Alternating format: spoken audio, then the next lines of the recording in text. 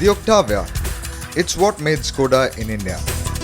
When it was launched way back in 2000, Indian customers loved its tough build, quality interiors and strong, frugal engine.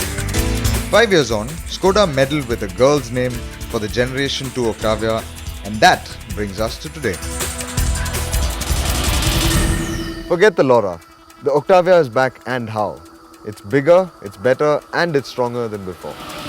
Armed with the latest chassis tech and some new engines that make more power, Skoda believes this car can do what the original Octavia did, and that is win a lot of hearts. But can this car do it? That's what we're going to find out.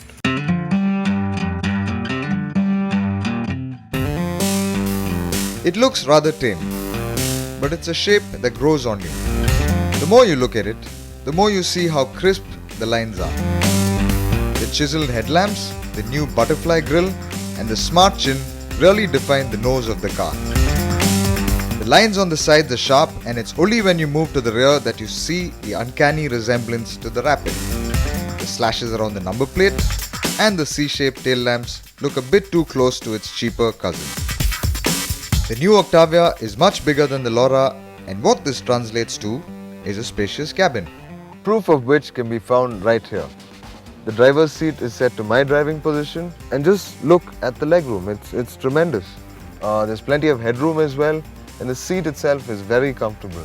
I think it's one of the best seats in its class.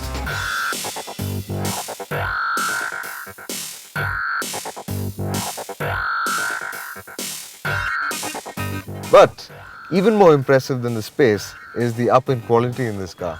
They paid a lot of attention to the small details, so you get this nice piano black finish for the center console, a lot of felt-lined surfaces, a lot of high-quality chrome, and everything you generally touch in here feels really upmarket, and that's where it stands out. Then there's the boot, which is 90 litres bigger than the Laura's already huge boot. And the equipment, which consists of a panoramic sunroof, a touchscreen audio system, climate control, Bluetooth connectivity, powered driver's seat with memory, and rear aircon vents in the top-of-the-line elegance version. Complaints will come in the form of there not being a reverse camera or sat-nav, or even premium features like keyless entry and push-button start. What you will not complain about though is the engine.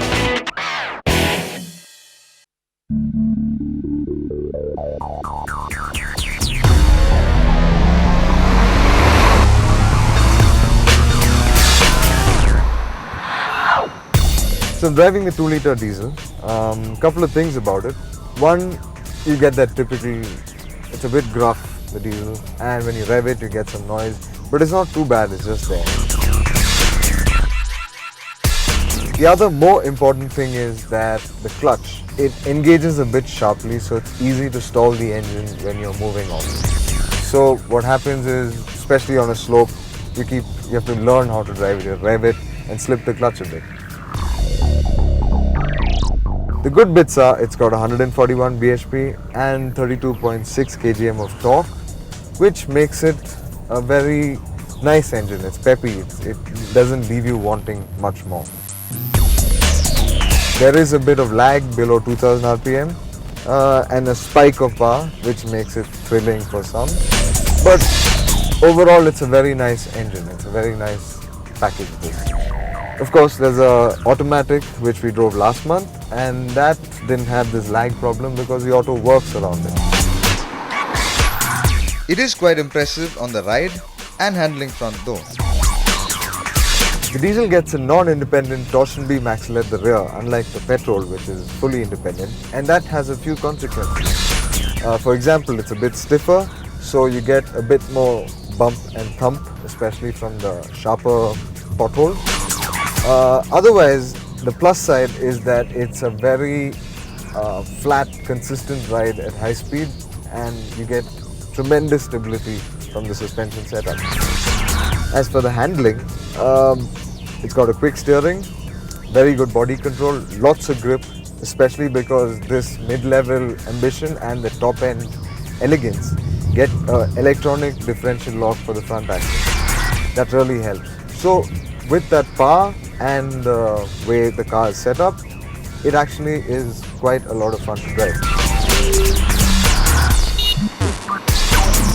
This Octavia sets a whole lot of class benchmarks. It's big on space, it's huge on quality, and the engines are very impressive. At an estimated rupees 18 to 20 lakhs, it's a bit more expensive than the Laura, but then again, it's a whole lot more car than the Laura.